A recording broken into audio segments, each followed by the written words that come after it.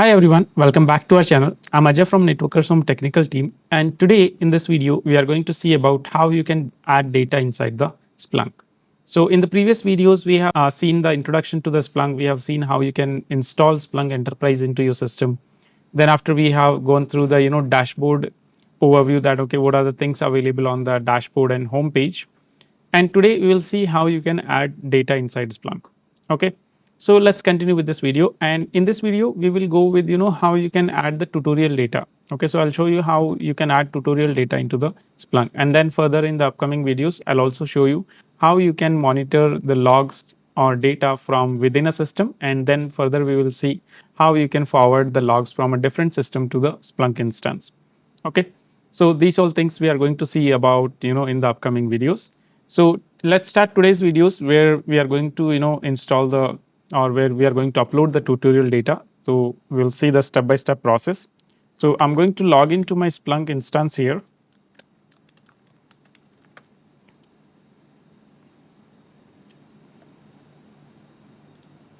Okay, so I have logged in, and as of now if I go and if I go to the search and reporting right now, okay, if I go to the search and reporting application, and if I go to the data summary, so right now I can see that okay, there is no like data available right now. Okay, here it's saying waiting for results, but as of now we haven't uploaded any data, so it's not going to show us any information here, right? So what we are going to do is we are going to download the tutorial data from the Splunk website itself, and then we are going to upload it. Okay, and then later on we are going to see how you can use the Splunk processing search processing language, the SPL, to query the information and to filter the logs and pinpoint the information you are looking for. How you can perform log forensics or log analysis in the Splunk. Okay, so as of now if you see, so it's not showing us almost anything, right? So to download the tutorial data, I'll just open a new tab here, and then I'm going to give here like Splunk tutorial data. Okay, I'll just search for Splunk tutorial data, and then I'll go to the first link that says upload the tutorial data. So I'll open it in a new tab,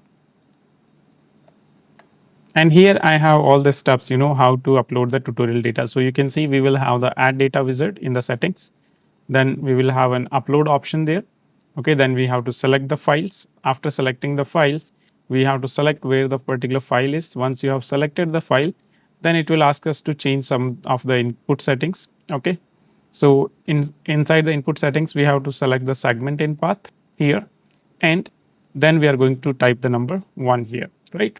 Once this is done, then we have to click on next, okay, or review here, and once we click on review, then we are going to go and submit it.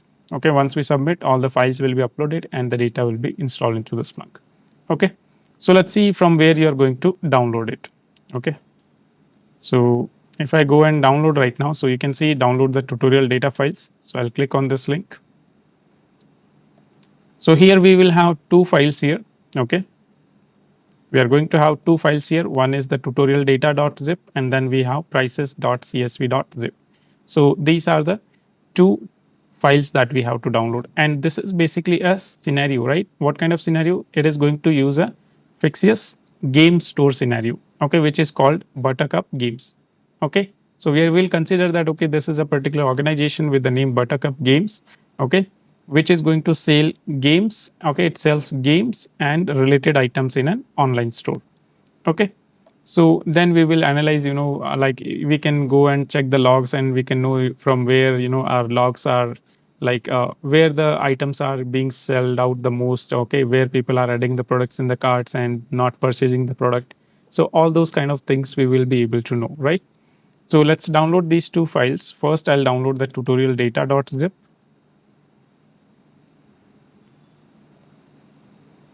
Okay, so this will get downloaded here.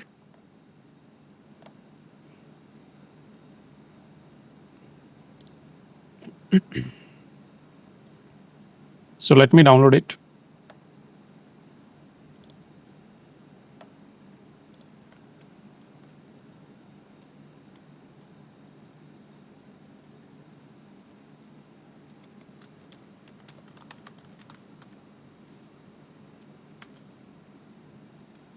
So I have downloaded. So you can see where I'm downloading it in the desktop Splunk lab. So here I'm going to save the tutorial data.zip.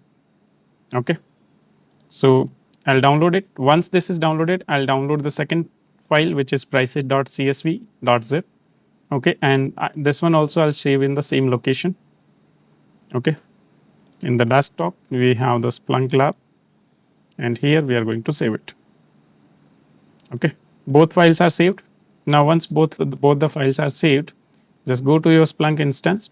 Now if you want, you can go to the settings. Inside the settings we have the add data option here, and if you want, you can also see this thing on the home page in the bookmarks. Okay, so here you can see in the common task in the bookmarks bar we have what, add data. Okay, so from both the places you can add the data, right? So let's say we will add the data from here. So here I'll just skip the tour and then I'll say upload. Okay, so I'll click on upload. Then here I have to select the files. Okay, so you can see maximum file upload size is 500 MB. So I'll select the file and I'll go to the desktop Splunk lab, and this is the tutorial data. I'll open it. Okay, I have opened the file. Then I'll say next. Then I'll select segment in path, and then I'll put here 1. Once this is done, I'll click on review here. Okay, and I'll say submit. This one is submitted, and the second one that we have. Okay, so I guess it's not properly downloaded. So let's download it again. The price is csv.zip.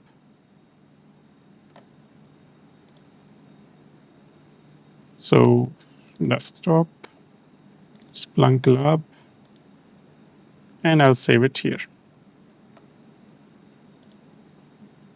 Okay, so what I'll do is I'm going to go and again say add more data,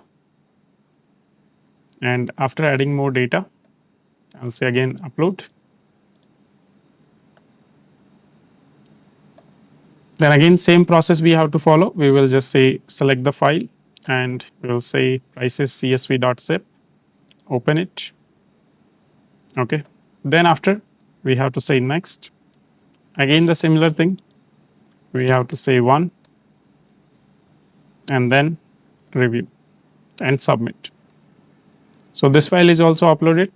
Now let's go to the home. Okay, so we have uploaded the tutorial data into the Splunk, and now we are going to go to the search and reporting.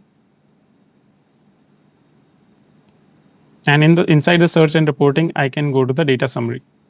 Okay, so right now again it is saying waiting for results, but this time you can see I have overall like 1,09,880 logs already here, right? And if I take a look at the sources, so these are the sources, my tutorial data and the prices.csv file, right? And then I have 4 different source types. So my Splunk instance has already identified these things inside the logs. Okay, it has already calculated, what are the different source types are available. Okay, what are the different sources, okay, of the logs, and how many hosts are there. So these things Splunk has already understood, right? And if you want to see through all the logs, one simple query I can make here. I can say index equals to star. This is one simple query I'm making right now to see out through all the indexes and all the logs, right? If I go and hit enter right now, so you will see that it is going to search through all the logs. Okay, so how many logs it is checking? It is checking in the last 24 hours only. So if I go and change it to all the time that I need all the logs, so now it is going to search through all the logs. Okay, so it will check out all the events. You can see 1,09,880 logs. Okay, and you can see right now we are able to see some selected fields are there, some interesting fields are there, right? And how you can you can see more extracted fields are there, like 15 more fields are there. Then if you want, you can extract new fields. So how to do all these things, like what are fields, what are interesting fields, extracted fields, how to extract the fields, right? So those are things we will be seeing in the upcoming videos. For this video, we were about to see how to add the tutorial data inside the Splunk. So this is how you are going to add it. This was all the step-by-step process of adding tutorial data into the Splunk. Now in the upcoming videos, first we will see how you can, monitor the logs of the system where the Splunk instance is running, and then we will see how to forward the logs from other systems to Splunk instance. So this is the part for upcoming videos. So if you find this information helpful, do like the video and subscribe to the channel. I'll see you guys in the next video. Bye bye.